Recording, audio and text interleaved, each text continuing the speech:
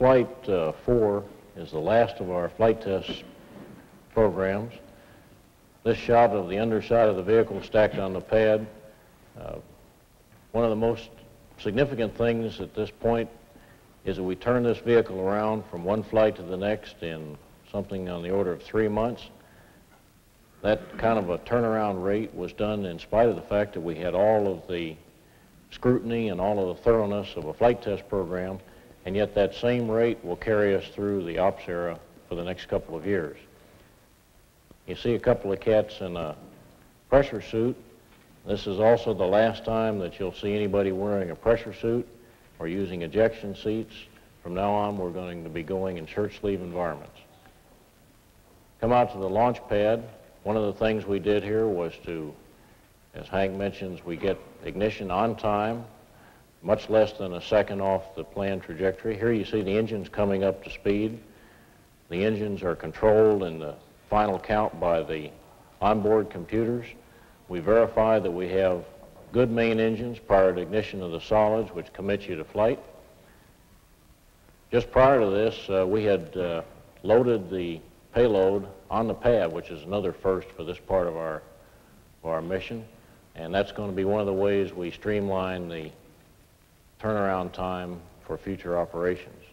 What you're watching now are pictures that show the umbilicals coming away from the tanks. These are the ones that are used to keep the tanks topped off, keep them full, and as a way of controlling the venting. Here the spacecraft is lifting off, going past the tower. Throughout this part of the ride, from this point on, you're looking out Hank's window as we do our roll down range. This is the vehicle turning. It launches with its tail to the south, and then we roll to pick up whatever launch azimuth we need, in our case, a 28.5-degree inclination orbit. Throughout this part of the mission, I was very impressed that the ride on the shuttle is much like it was in the Saturn. One of the major advantages or differences, I would say, is that you have more acceleration getting away from the pad, and the vibration levels are reduced.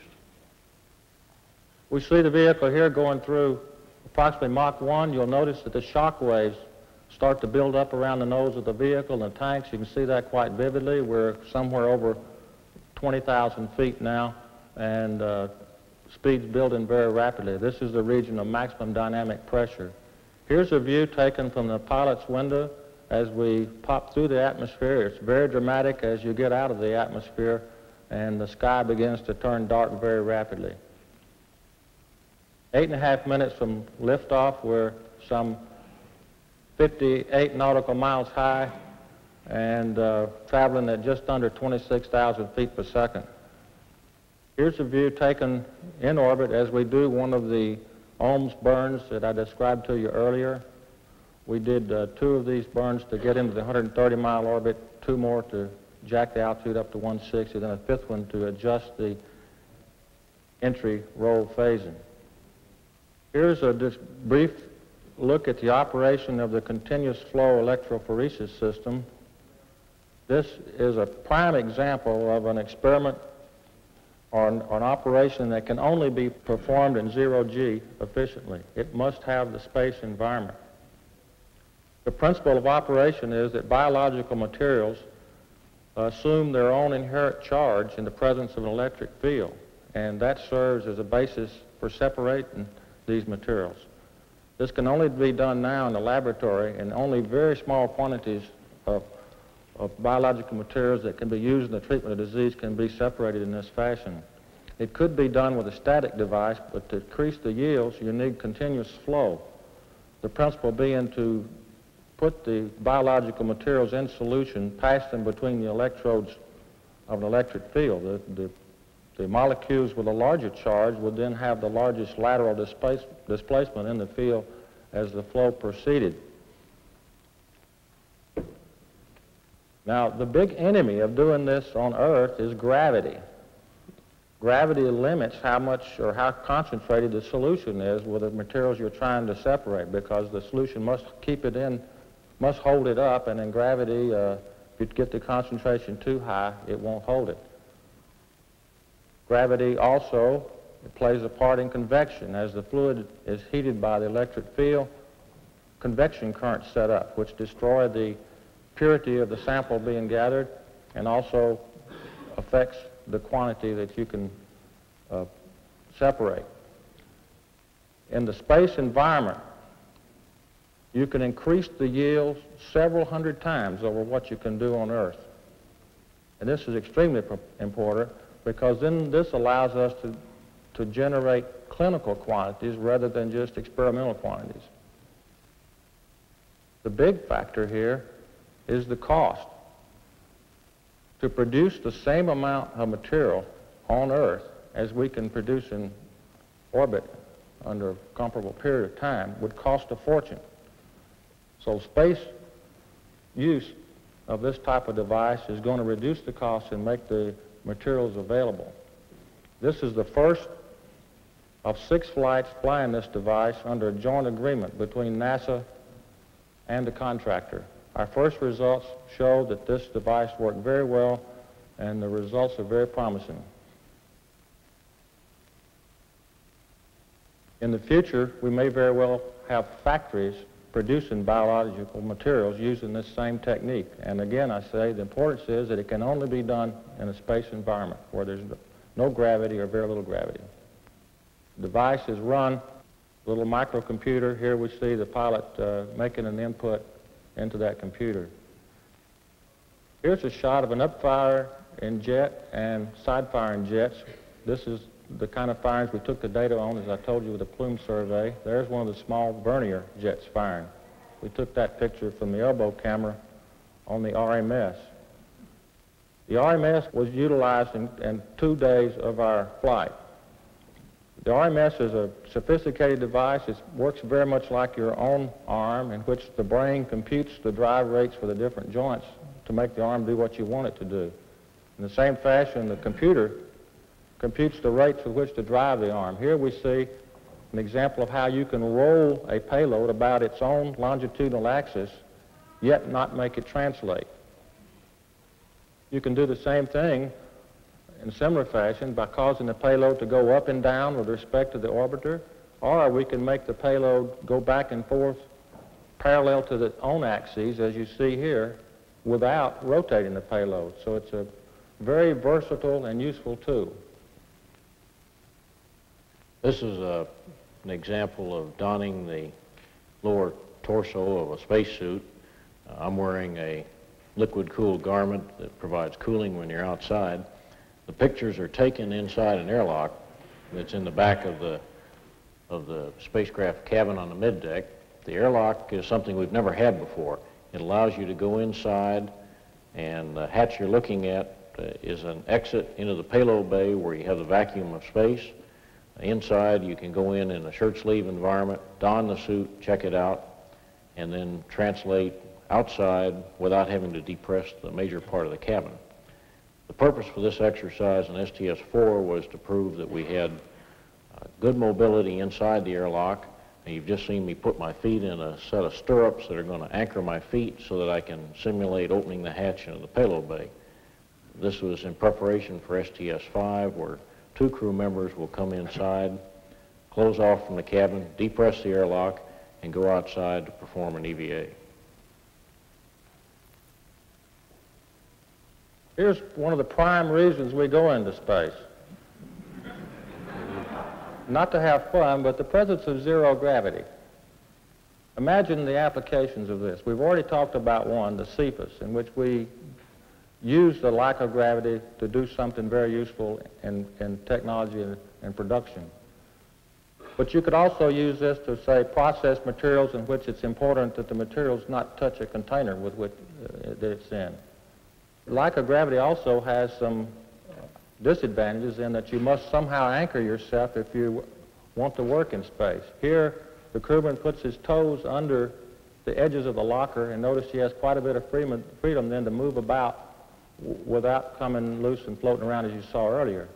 Another device we evaluated was this little foot loops that he's put his foot in. Just a little loop, hooks his foot under it, and then he's able to make some movements.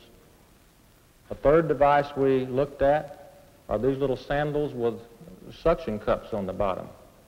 We evaluated this for several days during the flight and found them to be very useful.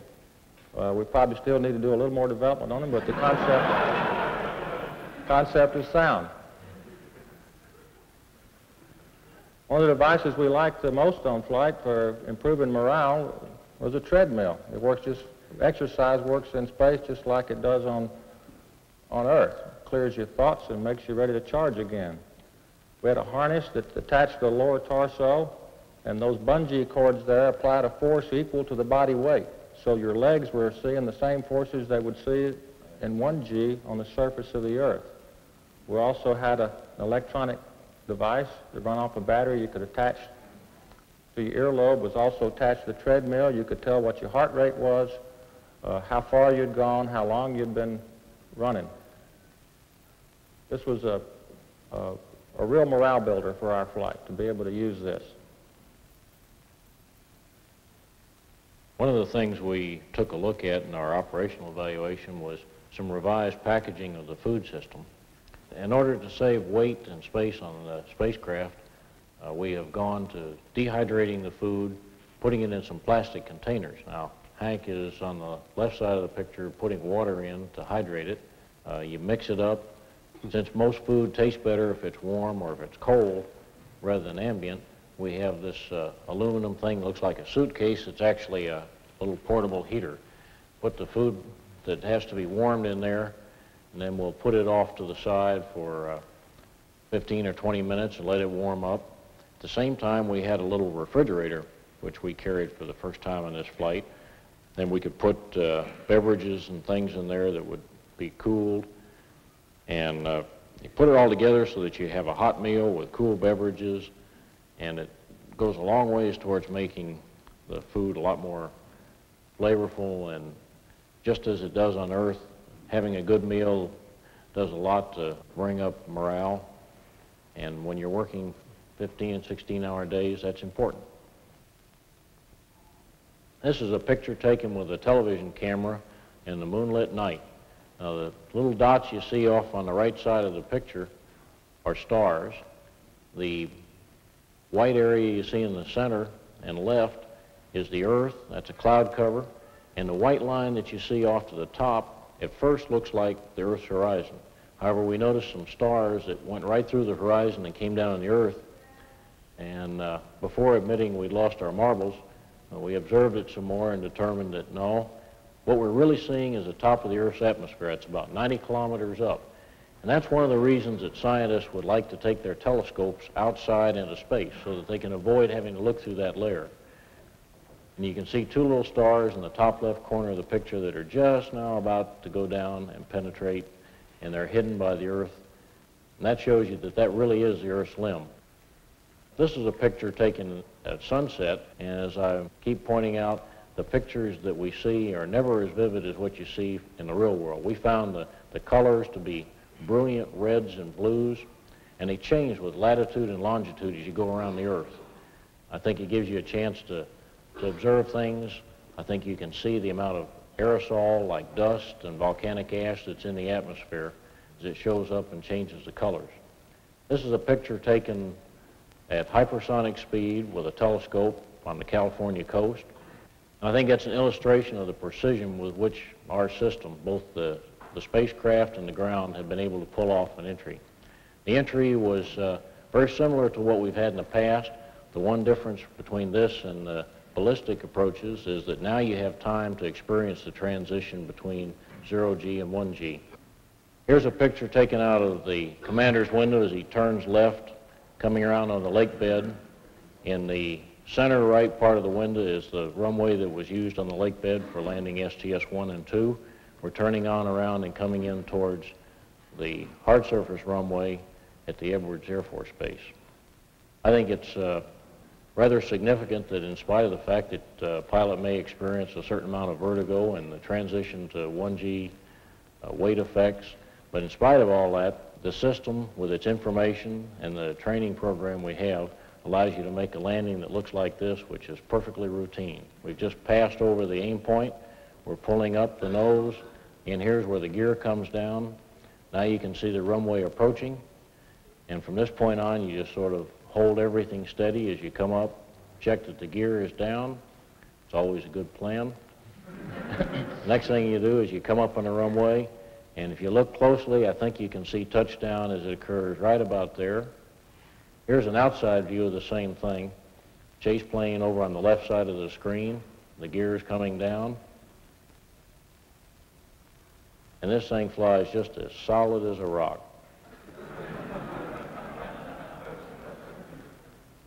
Approaching the overrun now. It'll touch down at about 1,000 feet down the runway at about 195 knots. About this point, Hank calls out that we have 185 and it's time to drop the nose. You can see the elevators wiggling as it controls the rate of the nose coming down. Speed brakes are open, and now we perform a braking test where we try to hold about 9 foot per second deceleration.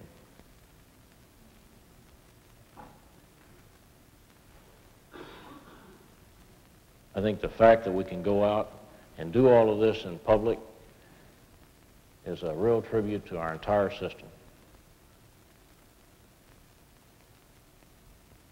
And at the end of the day, probably the most spectacular part is the flight of Challenger on its way to join a fleet. And we're no longer going to be a one-ship airline.